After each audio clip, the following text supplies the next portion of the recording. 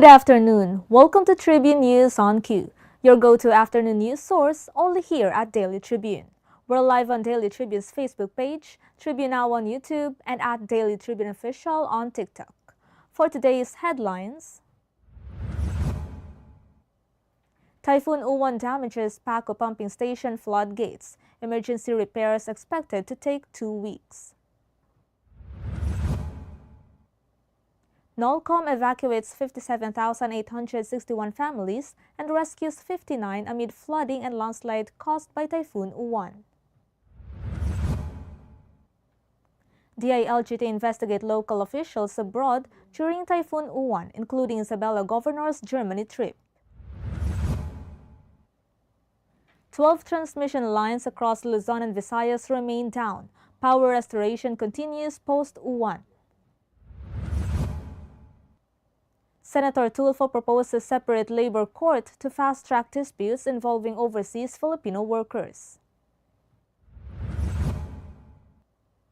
PAL earns $159 million in 9 months, boosted by traffic growth, cargo, and on-time performance. Jordan Clarkson fouls out at Knicks. Crushed Nets. Viral bench reaction captures fan attention. Piolo Pascual meets Eman Pacquiao, praises young boxer's humility and promising career.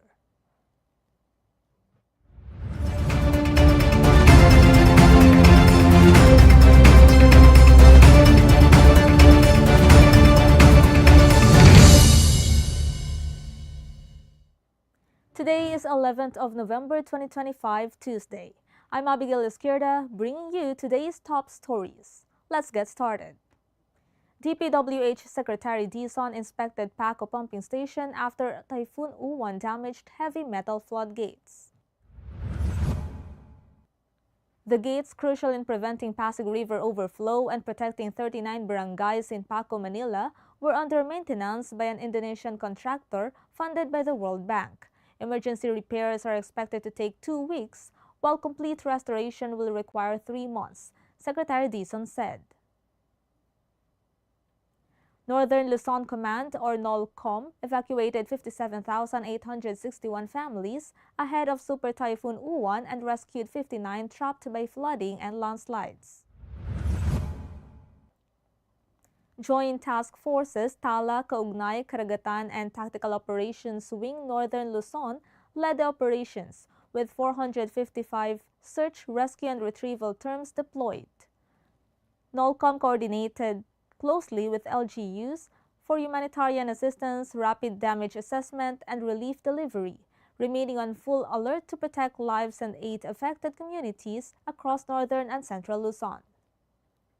PALO spokesperson Claire Castro confirmed that the Department of Interior and Local Government under Secretary John Vic Remulla will investigate local officials who traveled abroad during the height of Super Typhoon Uwan. The probe includes Isabela Governor Rodolfo Albano III, who admitted attending an agricultural fair in Germany. Authorities will assess whether such absences affected disaster response effort in their respective jurisdictions. 12 transmission lines across Luzon and Visayas remain unavailable following Typhoon Uwan, leaving many households without electricity, the National Grid Corporation of the Philippines, or NGCP, reported. Line crews are patrolling and restoring power in accessible areas. NGCP noted that outages may also involve local distribution utilities. Affected cities and municipalities are determined by their respective utilities as restoration efforts continue to bring electricity back to impacted communities. Senator Raffy Tulfo filed Senate Bill 1480 to create the Migrant Workers Relations Commission, or MWRC, a separate quasi-judicial body to handle labor disputes involving overseas Filipino workers.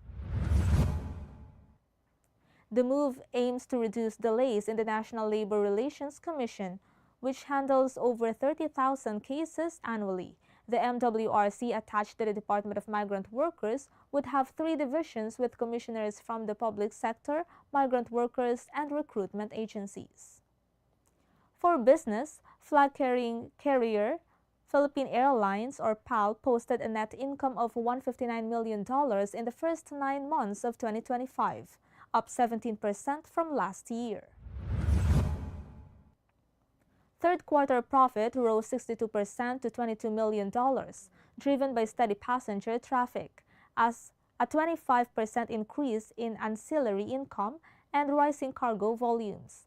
PAL also boosted loyalty program membership, modernized its fleet, and earned top on-time rankings in the Asia-Pacific region, highlighting operational excellence. PSCI update: the Philippine Stock Exchange Index dropped 1.29% to 5,629.26, while the All Shares Index fell 0.86% to 3,468.50. Sector performance was mostly negative. Only services showed gains with 0.81%. Market sentiment was cautious as investors weighed economic indicators and global market pressures. For sports, Filipino-American guard Jordan Clarkson fouled out in 18 minutes as the New York Knicks dominated the Brooklyn Nets with 134-98 at Madison Square Garden. Clarkson scored 11 points, grabbed 2 rebounds, and added 3 assists before leaving the game. His frustration on the bench, crumpling his stat sheet, went viral. The Nets improved to 6-0 at home, with Karl Anthony Towns scoring 28, and will face the Memphis Grizzlies next. For entertainment, Kapamilya star Piolo Pascual met Eman Pacquiao, son of Manny Pacquiao, after fans noted their physical resemblance. Piolo received boxing lessons from Eman and praised the young boxer for being humble and God-fearing, saying, "I think it's a compliment to be compared to him," expressing confidence in Eman's promising career. Eman, currently 7-0-1, continues his education while pursuing boxing, with Manny attending his recent matches. For trivia this afternoon, Katribo, did you know? On November 11, 1992, the Church of England voted to allow women to be ordained as priests for the first time in its 450-year history. This groundbreaking decision marked a major step forward gender equality in the Anglican Church, opening doors for women to serve fully in religious leadership. The first women priests were ordained in 1994, changing the landscape of church ministry and inspiring reforms in other denominations worldwide. And for viral news, some dogs bark, some dogs fly. That's the viral video with 16K shares and 3.1K comments on Facebook, featuring a dancing dog owner and a flying puppy. One netizen commented, "Dog says, 'Mommy, look, I'm flying.'"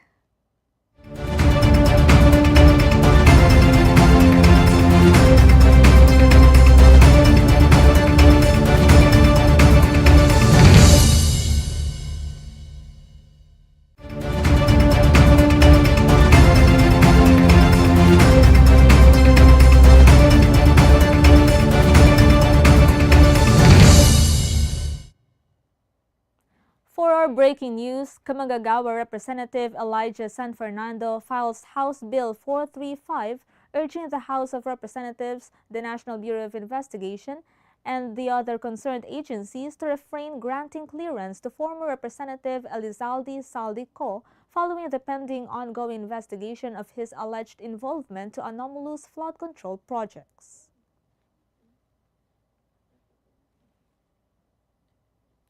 And that's all for now. Join us again at 4:30 p.m. for more updates. Once again, I'm Abegail Esquierda, and this has been Tribune News on Q.